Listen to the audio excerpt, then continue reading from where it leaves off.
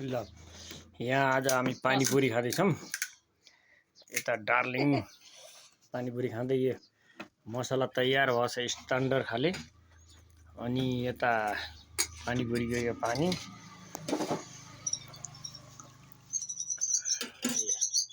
ल खाम त कप्प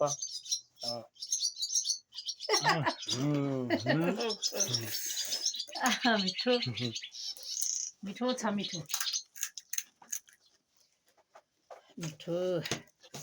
आउनुहोस् है हजुर, पानीपुरी खाऊँ। घाम गर्मी छ, अति गर्मीमा पानीपुरी खान पर्छ। अर्ग्यानिक घरकै आलु, घरकै प्याज, पानीपुरी मात्रै अन्तबाट ल्याएको प्याकेटमा तलेको यही हो। ल आउनुहोस् है। यिनी डल्ली डल्ली खोइ चाहिँ बाहिर ल्याएका डल्ली न त अरू सबै यहीँ बनाएको। यसरी दनक्क राखेर रनक्क